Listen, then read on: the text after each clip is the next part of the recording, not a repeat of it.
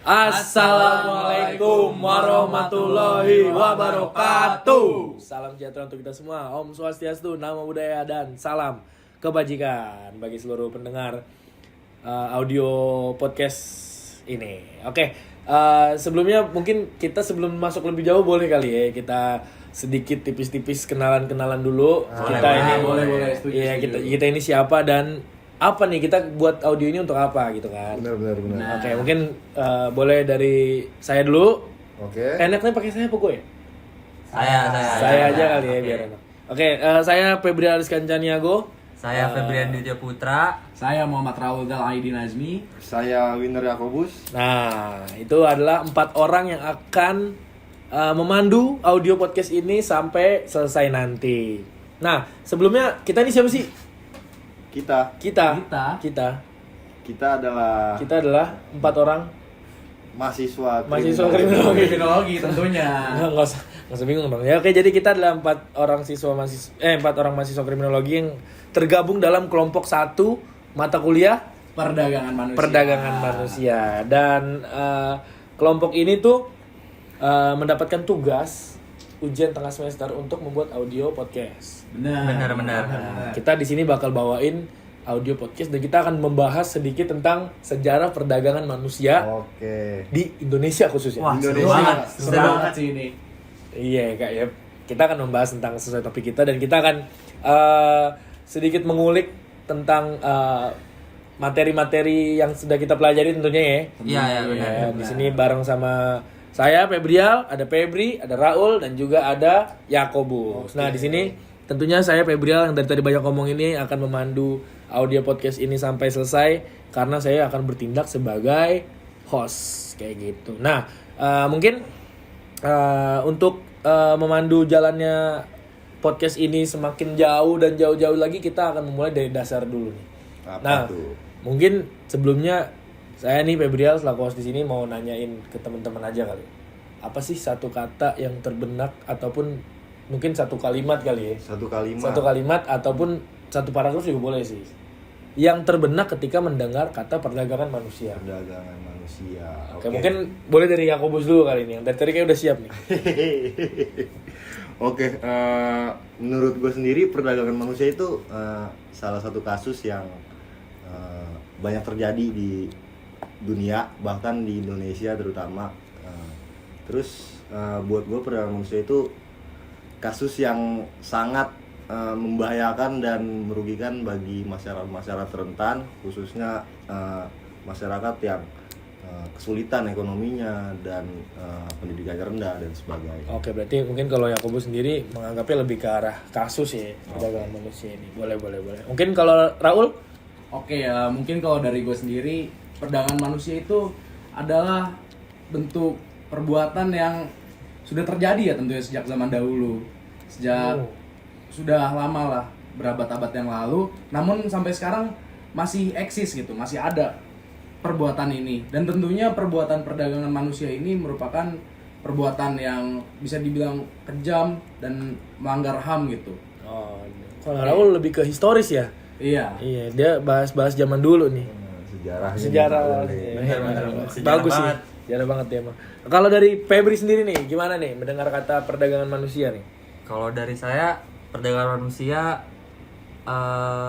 saya kira kayak kadang ada orang yang memanfaatkan itu ke orang-orang rentan seperti kata Yakobus tadi. Jadi mereka nggak tahu kalau misal mereka ini sedang dijual atau diperbudak lah atau didagangkan ke orang lain untuk diambil tenaga ataupun keterampilannya yang dibayarnya di bawah upah manusia normal atau pekerja normal. Jadi mereka memanfaatkan situasinya gitu. Jadi di situ sih kalau misal membahas perdagangan manusia. Menarik ya? Menarik. Ini dari tadi saya dengar udah banyak kata kunci nih. Kata kunci. Itu pastinya akan kita bahas lebih lanjut lagi di audio podcast yang akan kita saksikan berikut ini.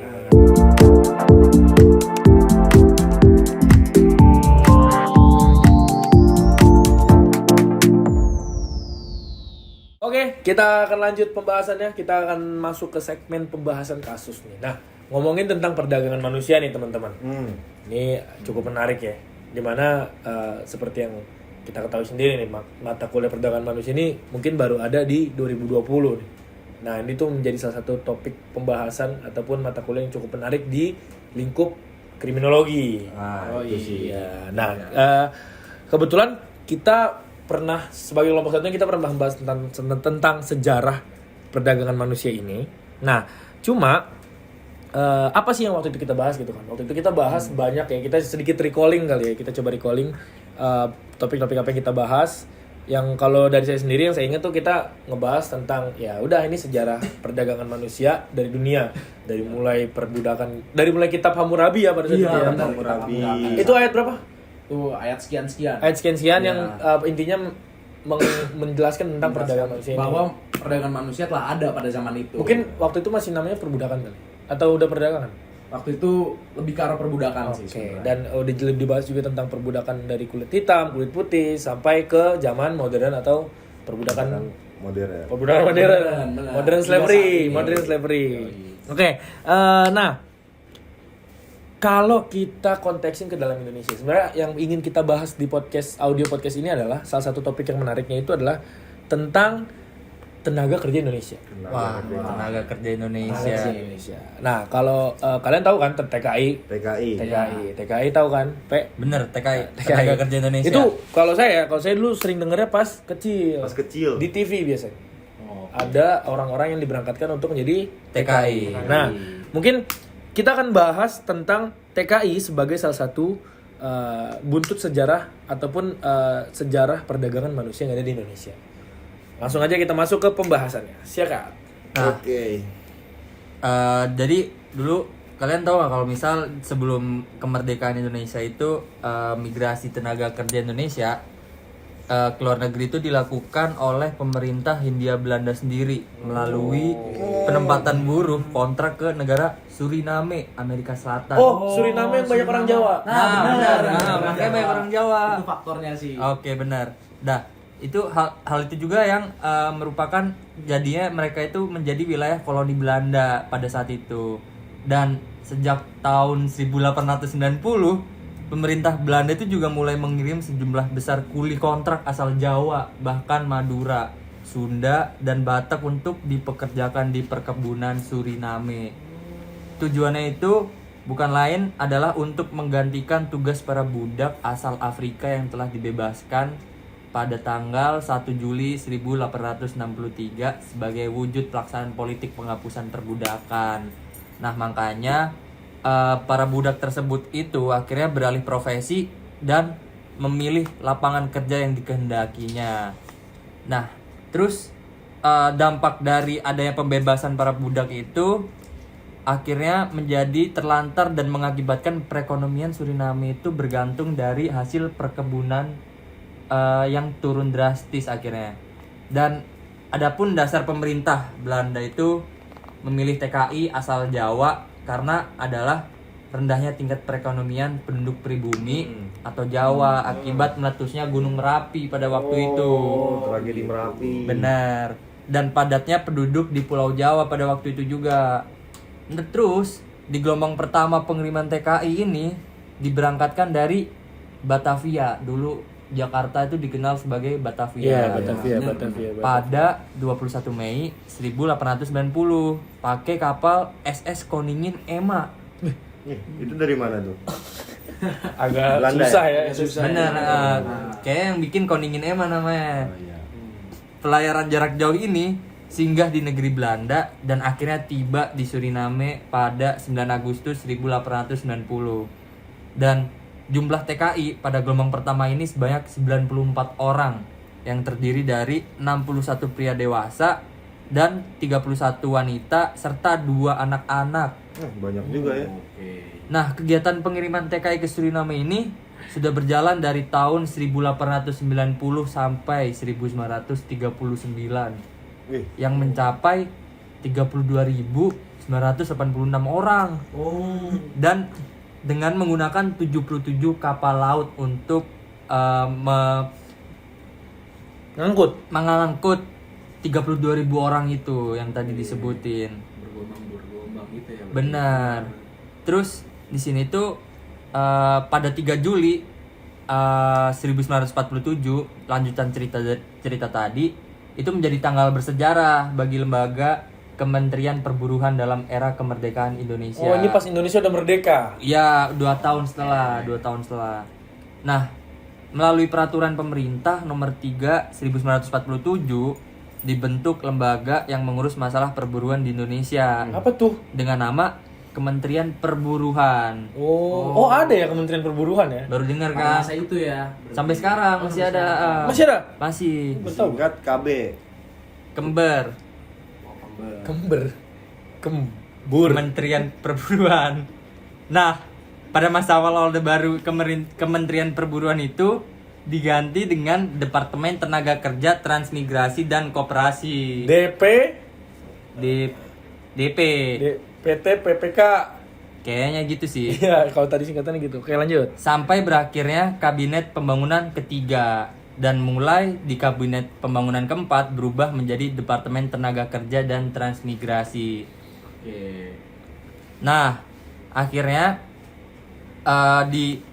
di sini penempatan TKI yang didasarkan pada kebijakan pemerintah pada waktu itu di tahun 1970 itu dilaksanakan akhirnya oleh Departemen Tenaga Kerja, Transmigrasi dan Koperasi dengan dikeluarkannya peraturan pemerintah nomor 4 tahun 1970 melalui namanya ada program antar kerja daerah atau disingkat AKAD. Oh, payung teduh. Dan antar kerja antar negara atau AKAN. Akan akad. Akan AKAD. Oke, boleh. Dan sejak itu pula penempatan TKI ke luar negeri itu melibatkan pihak swasta atau perusahaan pengerah jasa TKI atau pelaksana penempatan TKI swasta.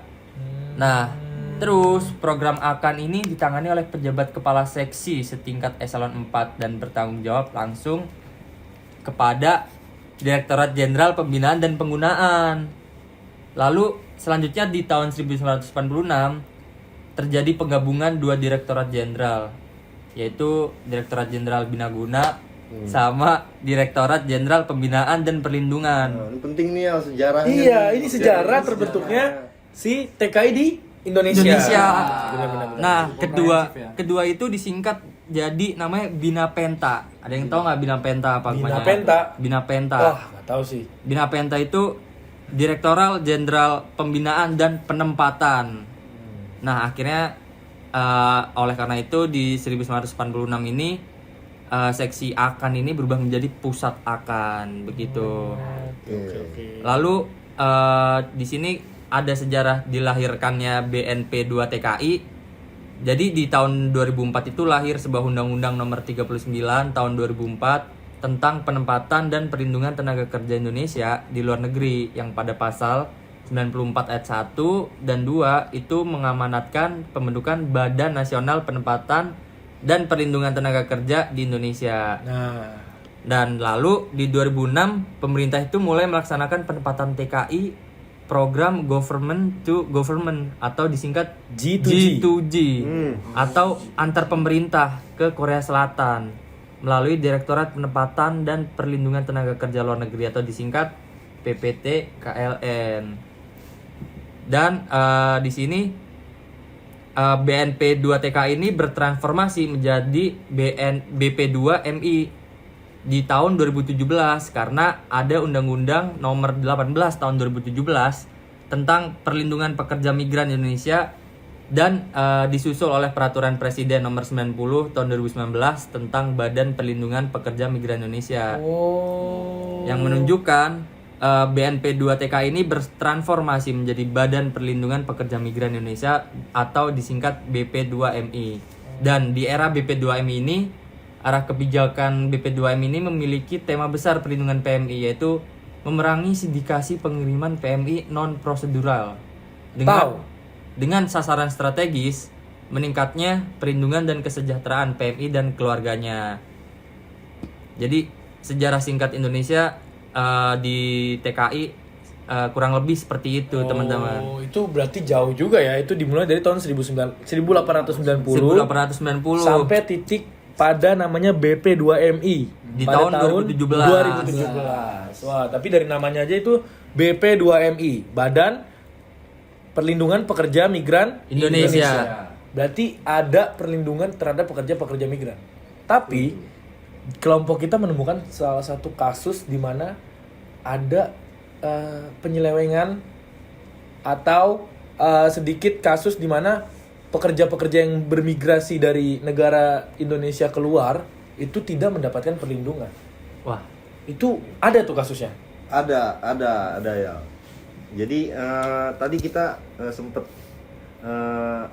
research sedikit tentang banyaknya kasus dari praktik perdagangan manusia ini, dan salah satu yang kami temukan terdapat kasus di Malaysia nih. Jadi tagline beritanya, Malaysia tangkap 3 orang yang perdagangkan TKI selama 4 tahun terakhir. Dan kasus itu cuman salah satu dari sekian banyaknya Kasus. praktik TPPO ini. berarti banyak banget. Banyak banget, Pe. Kalau Baru yang ditemukan itu aja ya.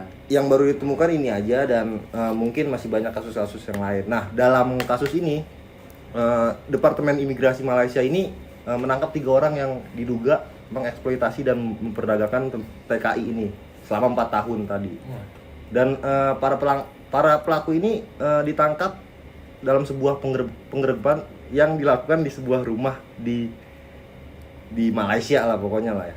Terus pelaku ini salah satunya ada dari Indonesia. Pelaku Pelaku perdagangan manusia. TPPO ini. Sindikat ini ya. Iya, Oke, jadi oke. orang Indonesia yang bekerja sama dengan Orang pelaku Malaysia. di Malaysia. Oh, gitu. Nah, kalau boleh tahu itu kasus ini kan terjadi tindak pidana perdagangan orang. Betul. Itu kalau boleh tahu nih Bus ya, di kasus itu berapa orang yang dijual dan apa iming-iming? Di kasus ini, kalau dalam kasus ini orang yang diperdagangkan itu cukup banyak. Terdapat 59 orang dari Indonesia yang mencakup perempuan, laki-laki, dan juga anak-anak. Dan korban yang terjadi ini dapat dikatakan memiliki kerentanan terkait ekonomi dan pendidikan. Jadi mereka butuh duit, nyari pekerjaan yang duitnya banyak, diiming-imingi. Mungkin itu. Itu diiming-iminginya kalau dalam kasus ada nggak nominalnya? Ada. Berapa? Jadi ketiga agen dari Malaysia tersebut ini menawarkan jasa pembantu rumah tangga, imingnya pembantu rumah tangga atau biasa disingkat PRT, dengan tarif 14.000 atau 20 sampai 20.000 ringgit Malaysia, dan Sekitar berapa itu ya? sekitar 46,5 juta Oh, jadi per bulan. diiming-iming 46 juta per bulan kalau Iya. kerja di Malaysia. Malaysia. Tapi apa yang mereka dapat, Bus? Yang mereka dapat Iya. cuman tereksploitasi saja, Dieksploitasi Dieksploitasi. secara kerja. secara kerja Dapat dan 46 juta. iya, dan dan banyak lagi paksaan-paksaan di dalamnya. Termasuk penyiksaan. Iya. Oh. Siapa juga kan yang nggak tergiur dengan Uang sebanyak itu sebanyak ya, itu. apalagi dengan kondisi kerentanan ekonomi yang dialami sama korban-korban ini. Bener banget. Betul. Nah, itu mungkin beberapa penjelasan terkait dengan TKI yang ada di Indonesia, dan juga ada sedikit satu kasus yang ada satu dari sekian ribu kasus mungkin ya. Benar. Benar. Nah, yang banyak banget. satu dari sekian banyaknya kasus yang terjadi terkait tindak pidana perdagangan orang. Nah, sejarah BP2MI sampai dengan kasus-kasusnya ini tuh masih menunjukkan bahwasannya perdagangan manusia itu masih menjadi masalah, gitu. Terutama di Indonesia. Dan walaupun sudah ada perlindungan terkait tentang perdagangan orang ini yang di BP2MI tadi, tapi kasus-kasus kayak gini tuh kenapa sih masih bisa terjadi? Nah, itu akan kita bahas dan kita kuliknya serta kita bahas lebih lanjut di segmen berikutnya. Oke. Jangan kemana-mana. Oke, kita akan lanjut pembahasannya nih setelah kita melihat bagaimana TKI di Indonesia dari mulai tahun 1890 sampai dengan tahun 2017 dan sampai sekarang gitu ya, dengan kasus-kasus yang tadi udah dibacain gitu kan. Nah, Apalagi nih, habis ini nih. ini kita akan ngebahas tentang kaitan antara perdagangan manusia, kasus, dan juga beberapa materi-materi yang telah kita pelajari di perdagangan manusia. Nah, mungkin saya sebagai host akan kasih pemantik itu. Tadi terdapat beberapa kata kunci nih. Di antaranya tuh yang paling sering terdengar adalah motif ekonomi. Kerentanan terhadap motif ekonomi. Kalau menurut kalian nih, seberapa besar sih motif tersebut dalam mendorong terjadinya perdagangan manusia?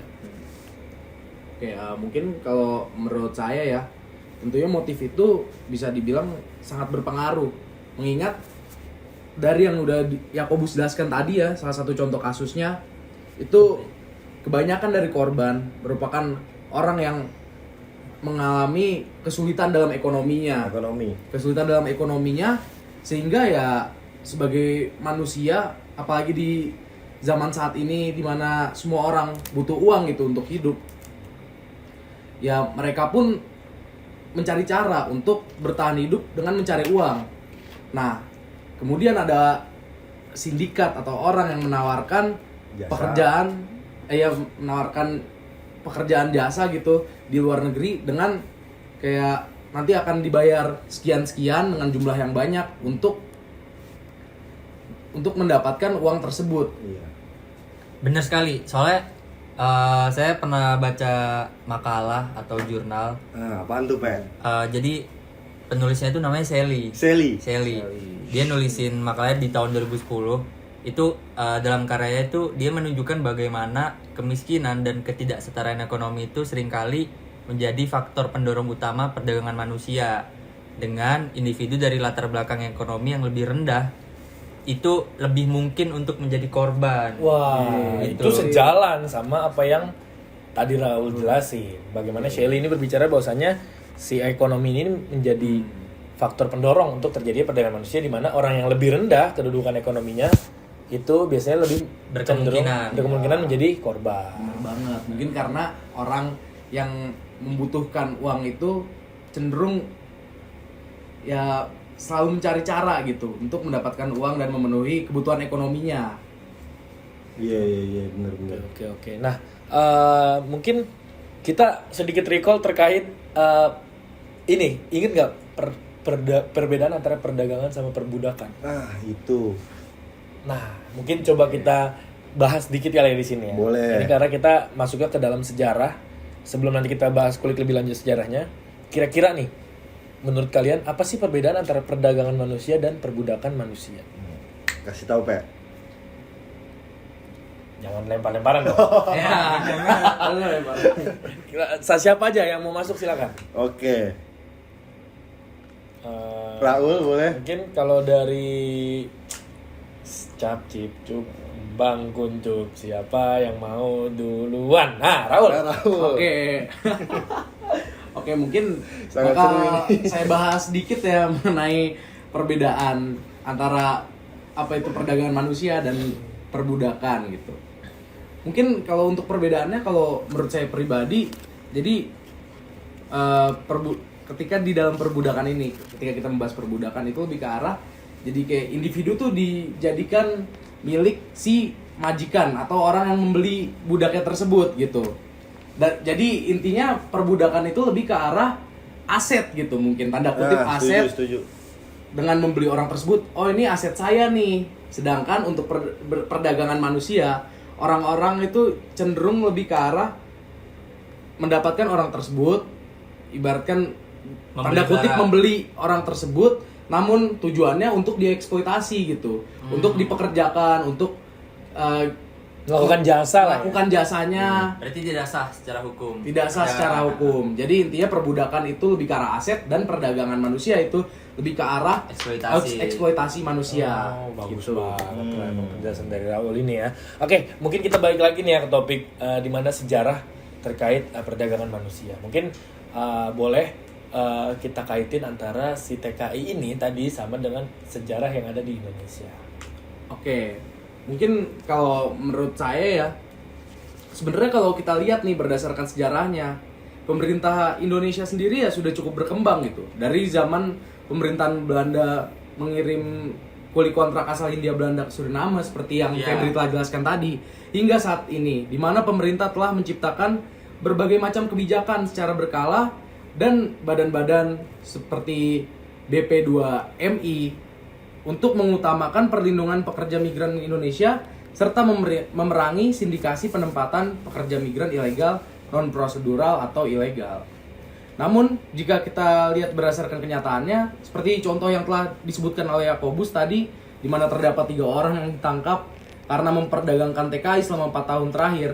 Nah, pemerintah ini harus lebih menggalakkan dan menseriuskan penanganan terhadap masalah perdagangan manusia. Karena hal ini terus terjadi secara berkala gitu. Dari tahun 1890 hingga saat ini masalah ini belum tuntas-tuntas. Mungkin caranya pemerintah itu harus mengembangkan serta melakukan inovasi terhadap kebijakan yang ada, serta lebih menggalakkan dan menseriuskan penanganan terhadap perdagangan manusia. Sebab hingga saat ini permasalahan ini masih terjadi gitu. Mungkin hal yang perlu diingat, pemerintah Indonesia ini memiliki kewajiban atau kewenangan untuk melindungi setiap warga negaranya dari berbagai macam bentuk pelanggaran hak asasi manusia. Sedangkan pekerja migran Indonesia yang berangkat secara ilegal, seperti contohnya yang Yakobus telah jelaskan tadi, itu lebih rentan dilanggar hak asasi manusianya dibanding pekerja migran Indonesia yang berangkat secara legal. Karena PMI atau TKI ilegal ini kondisi kerjanya tidak diatur, tidak punya akses terhadap perlindungan hukum, dan memiliki akses layanan sosial yang terbatas. Maka dari itu memang sangat perlu penanganan lebih lanjut oleh pemerintah seperti yang telah saya jelaskan tadi gitu. Oke, nah kalau kita tarik sedikit ke sejarahnya, di mana sebenarnya salah satu penanggulangan untuk mencegah terjadinya perdagangan manusia dan ataupun perbudakan ini itu tuh telah dicoba diupayakan gitu oleh Indonesia, di mana dari yang awalnya terjadi pada zaman kolonialisme, adanya kerja paksa, dan sampai hingga zaman modern ini di mana ada istilah untuk BP2MI gitu kan, untuk penanggulangan dari pekerja migran Indonesia. Itu adalah rentetan sejarah ataupun rentetan waktu yang dijalankan untuk menanggulangi kasus yang seringkali menimpa TKI ini. Nah, mungkin itu yang bisa dicoba disimpulkan dari pembicaraan kita mengenai pembahasan antara sejarah dengan kasus-kasus yang ada. Oke, sebelum kita ke bagian penutup nih ya, sebenarnya di sini gue pengen ngasih tahu sedikit kalau di Indonesia itu ada juga landasan hukum terkait praktik TPPO ini. Salah satunya ada Undang-Undang Nomor 8 Tahun 1981, Undang-Undang Nomor 2 Tahun 2002, Undang-Undang Nomor 21 Tahun 2007 dan sebagainya. Oke, gitu. itu mungkin beberapa sedikit landasan hukum terkait dengan TPPO yang ada di Indonesia ini. Ya, mungkin sekian pembahasan dari kelompok 1 terkait dengan TKI, kasus dan juga sejarah serta penanganan pemerintah dalam menanggulangi kasus perdagangan manusia. Oke.